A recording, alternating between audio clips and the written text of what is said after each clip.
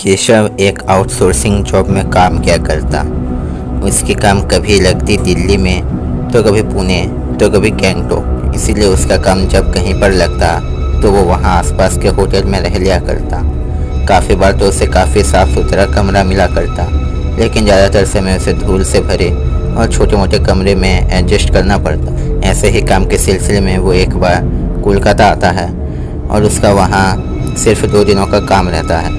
इसीलिए वो सोचता है ज़्यादा पैसा खर्च ना करके सस्ते में जैसा कमरा मिले हमें पर किसी तरह 2 दिन गुजार कर वहाँ से निकल जाए। ऐसा ही एक होटल के खोज में वो आ पहुँचता है शहर के बाहरी इलाके में, जो कि समंदर के काफ़ी नज़दीक होता है। इसलिए केशव को ये जगह बहुत पसंद आता है, क्योंकि खाली समय वो समंदर के किनारे घूम भी पाएगा।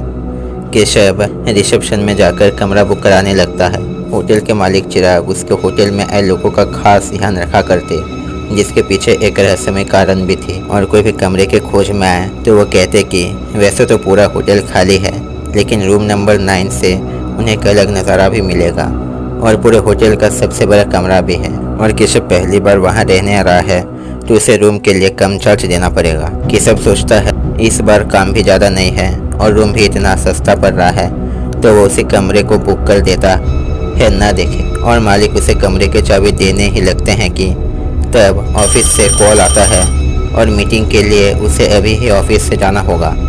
केशव ज़्यादा सामान भी नहीं लाया हुआ था, बस एक ऑफिस बैग, एक शर्ट और पैंट और लैपटॉप जो कि उसी बैग के अंदर था। इसलिए वो रूम खोले बगैर सीधे ऑफिस के लिए निकल पड़ता है। ऑफिस के मीटिंग के लिए उसे कोलकाता में ही रहने वाले एक कलीग पूछता है कि वो कहाँ स्टे कर रहा है।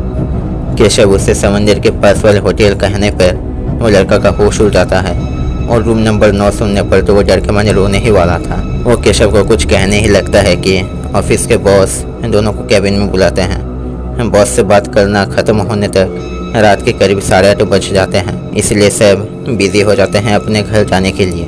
केशव को याद नहीं रहता कि कलीग मीटिंग के बीच उसे कुछ कहने वाला था।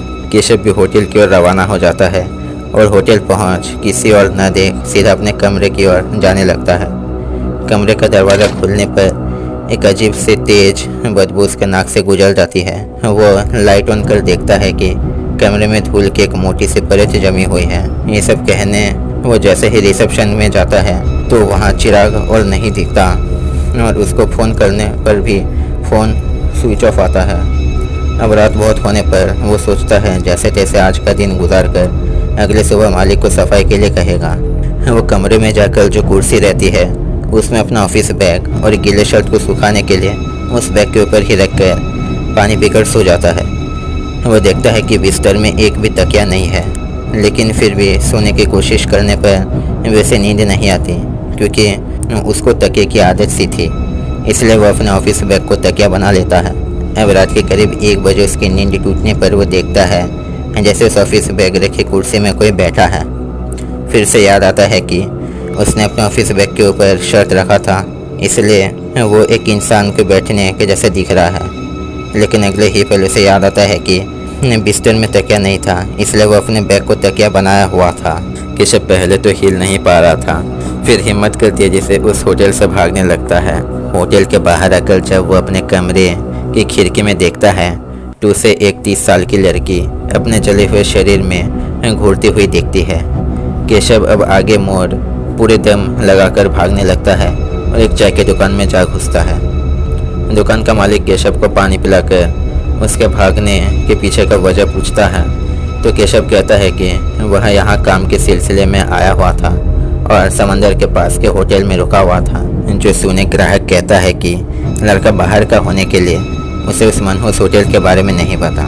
फिर दुकान का मालिक केशव को होटल की सच्चाई कहता है, जो कि करीब 8 साल पहले उस होटल में एक कपल स्टे करने आए थे, लेकिन अचानक एक रात दोनों के बीच किसी चीज़ को लेकर झगड़ा छिड़ जाता है। अब गुस्से में पति पेट्रोल डालकर अपने पत्नी को जला देता है, जिससे वो तड़प तड़प कर मर जाती है। फिर उसके लाश को समंदर में फेंक दिया जाता है। वो कपल रहते 1 नंबर कमरे में थे, लेकिन उसका पति उसे 9 नंबर कमरे से नीचे फेंक देता है, जिससे सबको ये आत्महत्या लगे। केशव ये सब सुनते ही अपना काम छोड़ वहाँ से निकल पड़ता है।